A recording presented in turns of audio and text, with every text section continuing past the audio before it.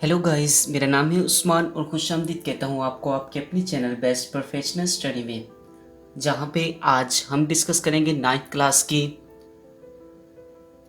Exercise 4.1। आज हमारा अल्हम्दुलिल्लाह चैप्टर 4 स्टार्ट हो रहा है और इसकी फर्स्ट एक्सरसाइज 4.1 आज हम स्टार्ट करेंगे। और आज जानेंगे कि हम 4.1 में किस तरह से मेन कॉन्सेप्ट्स को यूज़ कर सकते हैं और किस तरह से अपने क्वेश्चन को इजी बना सकते हैं। उससे पहले आपसे एक छोटी सी रिक्वेस्ट, अगर आपने अभी तक हमारे चैनल को सब्सक्राइब नहीं किया तो जल्दी से हमारे चैनल को सब्सक्राइब कीजिए, बेल आइकॉन पर क्लिक कीजिए ताकि आपको हमारी हर नई आने वाली वीडियोस के बारे में नोटिफिकेशन अपडेट्स मिलती रहें। चलिए शुरू करते हैं आज की अपनी एक्सरसाइज को, जिसमें आपने क्वेश्चन नंबर 1 अगर आप अपना देखें एक्सरसाइज 4.1 का, तो उसमें आपको कहा है identify the following algebraic expressions are polynomials. उसने कहा है आइडेंटिफाई करें कि क्या आपको कोई क्वेश्चन जो आपको गिवन है वो पॉलिनोमियल है या नहीं। तो सबसे पहले तो अपने ज़हन में पॉलिनोमियल्स क्या होते हैं इनको बिठा लीजिए। अगर a1 और इसी तरह से n की पावर x की पावर आपको दी गई है n, और इसी तरह से a2 प्लस x की पावर n-1 सो ऑन, और a3 x की पावर n, इस तरह से आपकी जो एक्सप्रेशन होगी वो होगी पॉलिनोमियल। अब यहाँ पे आपको समझ नहीं आई होगी, a आपका कोई भी नंबर है, जो भी आप नंबर लेंगे उसके साथ जो भी वैल्यू होगी, वेरिएबल होगा, वो एक कम होता जाएगा। यानी कि अगर यहाँ पे 2 है तो यहाँ पे 2 - 1 1 होगा, और इसी तरह से एक कम होता जाएगा और लास्ट में आके आपकी a अकेली वैल्यू बच जाएगी जिसको हम कहेंगे कांस्टेंट वैल्यू। ठीक है, दोबारा समझ लीजिए, 2 उसके बाद 1 उसके बाद कांस्टेंट वैल्यू आनी चाहिए। ठीक है, क्वेश्चन को सोल्व करते हैं, आपको मज़ीद समझ आ जाएगी कि मैं क्या कहना चाह रहा हूँ आपसे। तो यहाँ पे आपको कहा है कि आइडेंटिफाई द फॉलोइंग, आप बताएं कि क्या ये पॉलिनोमियल है या नहीं। यस या नो में आपने आंसर देना है। ये सिंपली एक आपका, अगर देखा जाए ये क्वेश्चन नंबर 1 4.1 का, तो ये आपका MCQs के लिहाज से बहुत इंपॉर्टेंट है। बाकी इसमें शॉर्ट तो नहीं आएगा क्वेश्चन नंबर 1 में कोई भी पार्ट। तो आप क्या करेंगे, इसमें बताएंगे कि पॉलिनोमियल है या नहीं। अब आप बताइए कि यह पॉलिनोमियल है या नहीं। चलिए देखते हैं, ट्राई करते हैं। 3x² प्लस, अगर मैं इसको x-1 लिखूँ -5। अब आप देखिए 2 के बाद क्या आना चाहिए था। 2 के बाद आप कहेंगे कि जी अगर हम फार्मूला देखें तो 1 आना चाहिए था, लेकिन हमारा क्या आ रहा है -1। लो जी, यहीं पे फॉल्स हो गया। आंखें बंद करके फॉल्स लगा दीजिए कि भाई ये पॉलिनोमियल एक्सप्रेशन बिल्कुल नहीं है।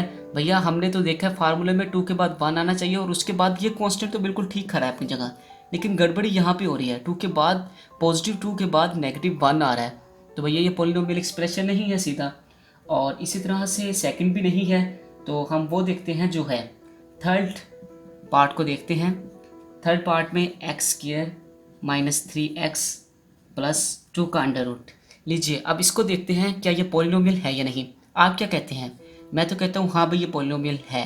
किस तरह है देख लेते हैं। x² 2 आया, -3x 1 आ गया, इसकी वैल्यू 1, और 2 1/2 लीजिए, कांस्टेंट भी आ गया, 2 भी आ गया, एक पावर कम भी होगी और हमारी कांस्टेंट वैल्यू भी आ गई।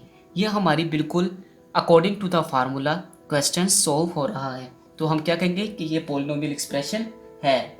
इसी तरह से हम बढ़ते हैं अपने क्वेश्चन नंबर 2 की तरफ। सिंपली कॉन्सेप्ट था, कोई इतना डिफिकल्ट नहीं है। सिर्फ आपने क्या करना है, बताना है कि एक एक्सप्रेशन पॉलिनोमियल है या नहीं है। 2 1 0 ये फार्मूला याद रखिएगा। 2 उसके बाद 1 उसके बाद कांस्टेंट वैल्यू 0। अब चलते हैं अपने क्वेश्चन नंबर 2 की तरफ, जिसमें आपने बताना है कि एक्सप्रेशन रैशनल एक्सप्रेशन P/Q की फॉर्म में होती है, यानी जिसका नोमिनेटर भी हो और डिनोमिनेटर में अगर कोई वैल्यू आपको दी गई है तो आप उसको क्या कहेंगे कि ये क्या है, रैशनल एक्सप्रेशन आपकी है। अभी यहाँ पे एक देखते हैं क्वेश्चन x3 -2x के लिए आपकी बुक का ही क्वेश्चन है, और क्वेश्चन नंबर 2 का सेकंड पार्ट है, I think so. 2 + 3x - x²। अब यहाँ पे क्या ये रैशनल एक्सप्रेशन है या नहीं? मुझे तो लग रहा है कि ये रैशनल एक्सप्रेशन है, आप बताइए। चले देख लेते हैं। 3 ठीक है। अब पॉलिनोमियल देखिए, पहले सबसे पहले क्या आया 3, फिर 2, फिर कांस्टेंट वैल्यू। ऊपर वाली तो ठीक है, पॉलिनोमियल है, मान लिया भैया। नीचे वाली देखते हैं, नीचे वाली क्या है 3x minus x square plus 2। इसको भी पॉलिनोमियल बना लेते हैं हम, और इसको ट्रू, यानी कि ये रैशनल एक्सप्रेशन है, इसको ट्रू हमने करना है। माइनस एक्स स्क्वायर, हमने ये माइनस एक्स स्क्वायर यहाँ पे ले लिया, प्लस 3x प्लस 2। लीजिए ये भी हो गई है आपकी अरेंज। आप इस तरह से भी वैल्यूज़ को अरेंज करके, और ये आपकी क्या है, एक रैशनल एक्सप्रेशन है। आप कह सकते हैं कि this is a rational expression. क्यों? क्योंकि ये पॉलिनोमियल, ऊपर वाली वैल्यू भी आपकी पॉलिनोमियल हो चुकी है, नोमिनेटर भी आपका पॉलिनोमियल हो चुका है, डिनोमिनेटर भी आपका पॉलिनोमियल हो चुका है। सिर्फ क्या था कि यहाँ पे एक्स स्क्वायर था, एक्स स्क्वायर को मैं शुरू में ले आया हूँ, और उसके बाद एक्स एक कम वैल्यू, उसके बाद कांस्टेंट वैल्यू। ऊपर भी इसी तरह से 3, 2 कांस्टेंट, नीचे भी इसी तरह से 2, 1 और कांस्टेंट। तो ये थी आपकी क्वेश्चन नंबर 2। और चलिए जल्दी से क्वेश्चन नंबर 3 को भी टेस्ट कर लेते हैं और जानते हैं कि उसमें हम क्या कर सकते हैं। तो दोस्तों आपसे रिक्वेस्ट, अगर आपने अभी तक चैनल को सब्सक्राइब नहीं किया तो उसको सब्सक्राइब कीजिए, बेल आइकॉन पे क्लिक कीजिए, ताकि आपको हर वीडियोस के बारे में नोटिफिकेशन अपडेट्स मिलती रहें। तो आपने क्या करना है, following rational expression to the lowest form. आपने इनको क्या करना है, सिंपल फॉर्म में कन्वर्ट करना है, यानी कि उनको सोल्व करना है और आंसर निकालना है। y की 3 पावर z की 5, ओके, और 30 x की 3 y z स्केल। ठीक है, ये आपका क्वेश्चन है। अब आपने इसको सोल्व करना है।